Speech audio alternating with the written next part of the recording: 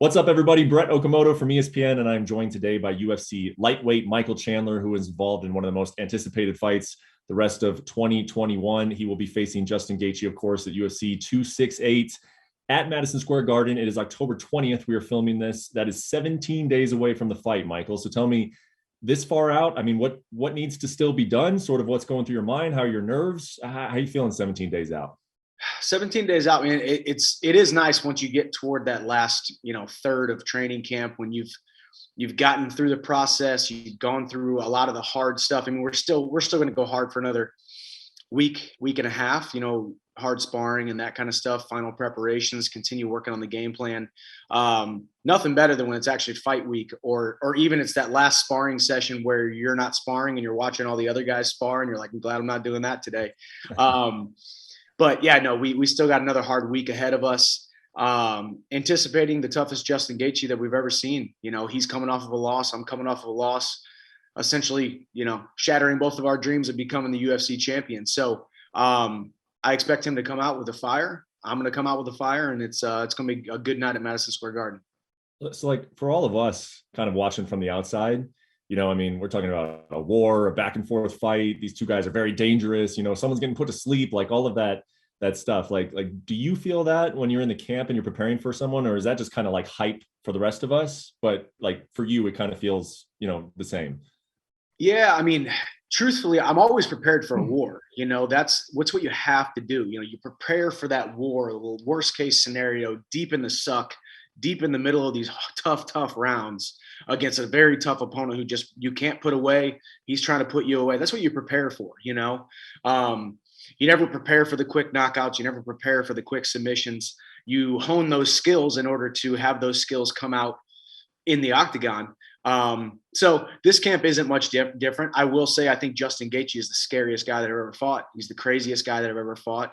I've fought some very tough guys in the past, but he by far takes the cake. So there's that little bit of added, I don't know, just intrigue to it. And really, it just wakes me up a little bit earlier in the morning. It helps me go a couple extra rounds. It helps me do a little bit more, be a little bit more focused in my preparation, because I know this guy ain't going away quickly. And I know what he wants to do inside that octagon. He's done it 20 something times before.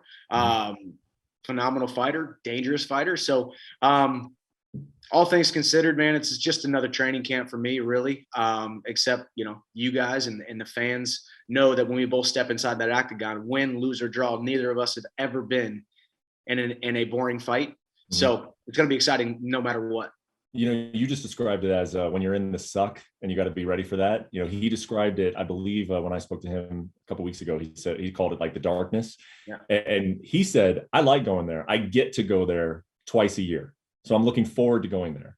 Do you believe him? Does anybody really like going there? Listen, when people say stuff like that, it's always blunder, unless it's Justin Gaethje. I truly believe when he says those types of things, when he says those things that the average human being says, does he really think that? Or is that just, kind of him building himself up as a real life superhero? The dude really thinks that. The dude is, I don't want to say I'm crazy. I think that he is truly called to that. He loves the chaos. He loves the darkness. And, it doesn't make him any better of a fighter or worse of a fighter than any of us. That's not necessarily a great trait in a lot of people's eyes. If you love to go there. I mean, if I could choose to never have to go there, that would be great, because that means I'm taking less damage, being in less wars. But it's the willingness to engage and push yourself through that, which I know I've been battle tested. I've been in those tough rounds. I've been in the darkness before, and I've always fought through it. So, man, hopefully we'll see whether he gets his wish or not. Hopefully he doesn't get that wish. I go out there and finish him quickly, but man, I'm prepared to go to the darkness just like he is.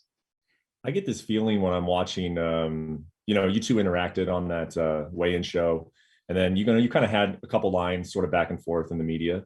And I get this feeling that like you both definitely respect one another. I mean, he said that, you've said it, he says you're a good fighter, you're a wrestler. I think you both respect like the wrestling mentality that you have. I also just get this feeling that like if we were in high school, this is like one of those things where if we were all at a party, like at some point you guys are fighting in the front yard. Like you just don't mesh well together. Like do you get that sense? Like what is the dynamic here between you two?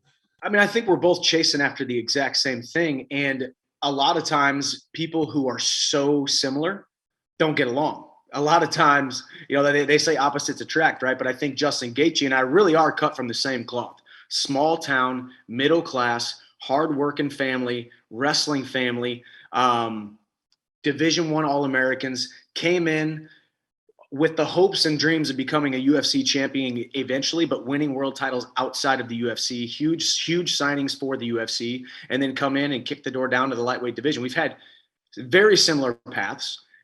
Our fighting styles are very similar.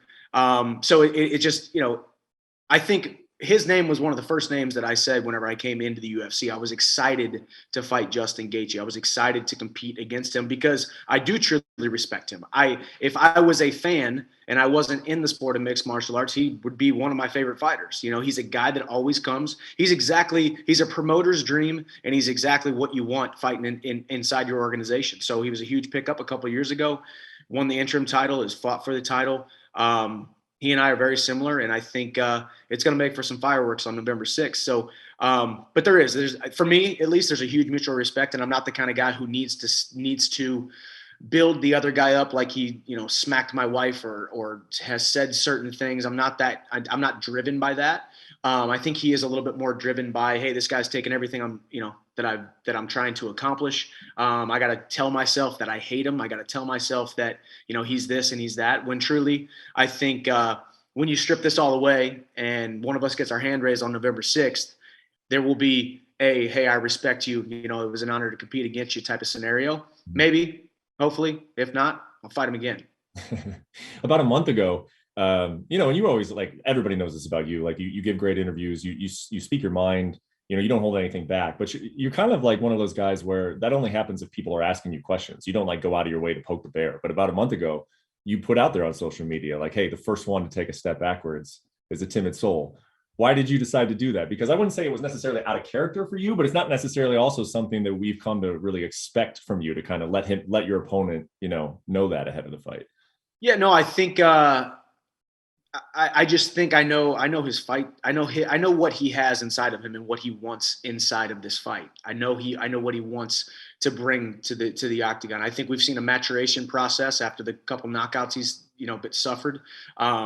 And then we saw the maturation process as he's been more of a calculated, composed, smart and sharp fighter. However, I think a lot of people think that Justin Gaethje is a lot crazier than I am, when really just because I'm maybe a little bit more buttoned up, or maybe I give a decent interview, and maybe I'm newer to the mainstream and newer to the UFC, that they think, well, this guy's crazy and this guy over here must not be, because he's got a decent haircut and he speaks a certain way. Like the things people say about me are very interesting, right? But I just think I want it to be known, like, we're going to fight fire with fire. You have met your match. Justin Gaethje, as he came into the UFC, has said numerous times, show me my equal. And I think he has seen his equal. He saw his equal in Dustin Poirier and Eddie Alvarez and Khabib.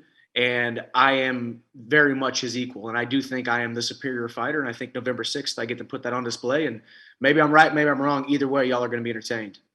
So for the record, you're saying that you are as, if not crazier than Justin Gaethje. I do think I'm crazy. Truthfully, there's been numerous times where I've evaluated my life and evaluated my fight style and evaluated what I do inside the confines of competition, and think, man, dude, why don't you just pump the brakes a little bit? Why don't you just not try to be so entertaining? Why don't you just think a little bit more before you act? But it's ingrained in me, man. It's how I wrestled. Goodness gracious, I should have been a multiple-time All-American if it weren't for making silly decisions that I go back to the corner and my coach is like, well, dude, what the heck were you thinking? But that's why people are drawn to my fight style. That's why people tune in to watch. That's why people tune in to watch Justin Gaethje. We make moves and do things and make decisions that are ill-advised yet entertaining. And when you got two guys doing that, it's going to make for an exciting fight. But I do think I got to screw loose, and we're going to see that on November 6th. And he's the perfect guy to bring that out of me. How much of a difference do you see in him from those, you mentioned those losses to Poirier and Alvarez, and that was around the time he's like, hey, he told Whitman, I've accomplished what I wanted to be the most entertaining guy. Now I want to be a champion. And that was sort of the narrative about him, and Khabib is kind of a different animal. That fight went the way it did, it was a lot of wrestling, of course. But when you look at Justin and the adjustments that he has made, like all of us can say it from the outside, like, hey, he got smarter, he did this or he did that. As a competitor and, you know, a trained eye, obviously, what is he doing different? Man, well, number one, it needs to be commended, man. Whenever you only know one way to fight and you've been successful at it, and then you fall short and you get knocked out a couple times, and you gotta take stock in. You have to have the self awareness enough to make the changes, to pump the brakes, to make changes in not only in your technique but just in your mentality. And the complete 180 that he did against Tony Ferguson was nothing short of amazing, and I will give him that. But you know, I think he realizes the power that he possesses in his hands. I think he's always going to have great cardio to lean on. I think he's always going to have that indomitable spirit. You can't break him mentally. But you don't need to go there in the first 30 seconds of a fight. You don't need to go there in the first minute of a fight. So I think we saw that against Tony Ferguson. And then what we saw was 22 minutes of a complete beating that ended up in a TKO. And it was by far, I think, the best performance of his career. And might I even go as far to say that it was pretty much darn near flawless, except for the one time he got, you know, dropped by that uppercut. But that's why we love Justin Gaethje. He gets hit with shots. He doesn't always protect himself, but he always weathers the storm and comes back. So I'm prepared for that. So it's cool to see the maturation process, because you see it in a lot of guys, but I don't think they're none of them quite so much as what we've seen with Justin Gaethje. If you really go back to his World Series of Fighting fights and now into the fighter that he is, who's chasing UFC gold, it's pretty cool, and it's something to be commended. You know, one of these fights with two great wrestlers, it does oftentimes turn into a striking battle. And I think that that's what a lot of fans obviously are expecting. You know, you guys are talking about knockouts, and Justin's talking about knockout. You're talking about don't take a step backwards, all of that. But, you know, as a collegiate wrestler at Missouri, you know, you went to an NCAA championship tournament. You know, he was an All-American at UNC. Like, is there any part of you that wants to find out, like it is of that wrestling mentality? Like, let's find out who the better wrestler is. Like, and I know you guys are both competitors too. So would you like to test out his wrestling, or you're happy to just like say, hey, we're going to nullify each other and we're going to throw hands the whole time? Man, I mean, I've always tried to bring a multifaceted approach to my fights. I want guys to be cognizant and somewhat timid of my power, because whenever they feel my power, they realize what's coming at them.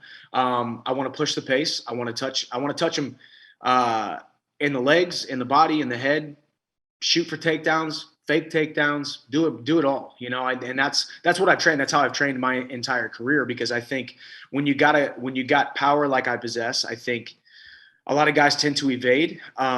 Guys have had success evading. We'll see if Justin Gaethje takes that approach. I've also gotten better at cutting off the cage and tracking down guys who are evading. But man, I think my wrestling credentials are a little bit better than his. Both of us were All-Americans, albeit I think there was like 6 guys that graduated the year that I was an All-American.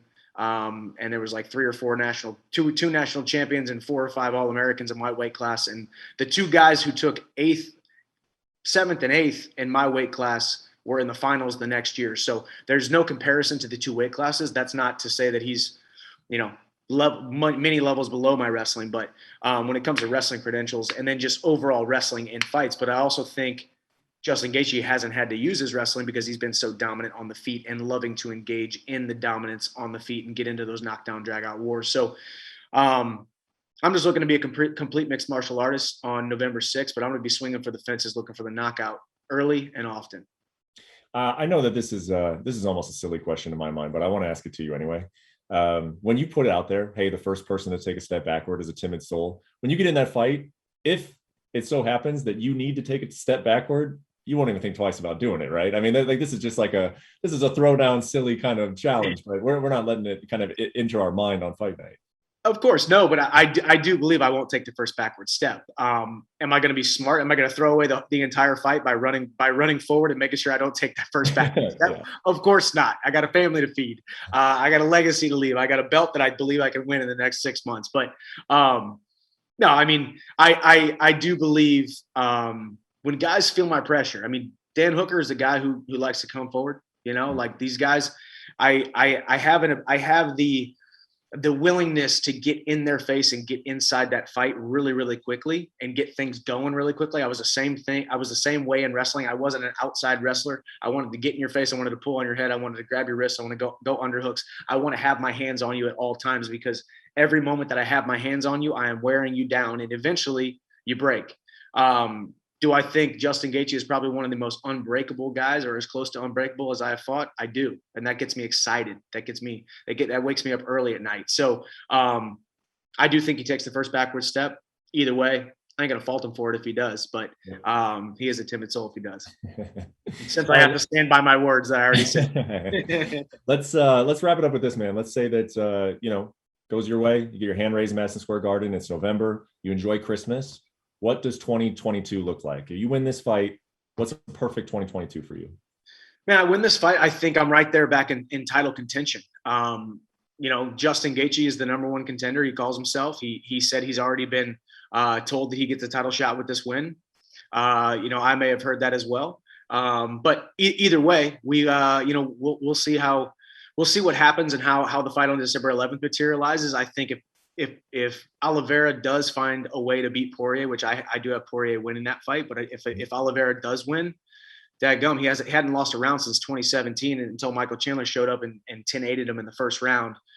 So I think there's grounds to be a rematch with me and Oliveira for the title. Conor's going to be coming back. He's going to be, doing Conor things, and he's probably going to want the Poirier fight, but we'll see what happens if Poirier is holding the title. Who knows? It's always an interesting landscape. All I know is I plan to be holding UFC gold by the middle of next year. That's the plan. That's the goal. And it starts on November 6th and knocking out Justin Gaethje. Actually, one more thing before I let you go. Have you reassessed at all how much longer you want to do this? I mean, it seems like you're having fun. You're involved in these big events. You're in Fight Island. You're fighting for a title. You're fighting at Madison Square Garden. Like you always said, not here for a long time, a good time. Is that still the plan, or has it kind of, you're like, I might stick around a little longer? That's still the plan, man. I'm not here for a long time. I'm here for a good time. As of right now, man, I've been signed with the UFC for 13 months, and I've had an absolute blast. My life has changed. The impact that I've been able to make is really, really awesome. So I love what I'm doing. I love the training. I will say it's wearing on me being away from my family. I made a promise to my wife, made a promise to my son to take care of them and love them and serve them and just be there. And I can't be there sometimes, so that's the nature of the business, and that's the nature of the life that we have chosen, and the nature of the permission of my wife as well to go out and continue to chase this crazy dream. But that's about the only thing that wears on me. But so we'll see. I'm enjoying it, man. I still feel like I'm 25 years old. I run in circles around these 25-year-olds in the gym. Still consider myself the hardest worker in any room that I walk into. Body feels great. So, stepping in the cage against Justin Gaethje. So we'll see what happens. But I got some fights on my horizon in the future, and I still believe I'm going to win UFC gold next year. And we'll go from there. Great stuff, man. November 6th, UFC 268. I know a lot of fight fans have it circled on their calendar, man, and so do I. So thank you for the time, and I will see you out there in New York. Yes, sir. Thank you, Brett. Appreciate it. Thanks for watching ESPN on YouTube. For live streaming, sports, and premium content, subscribe to ESPN+.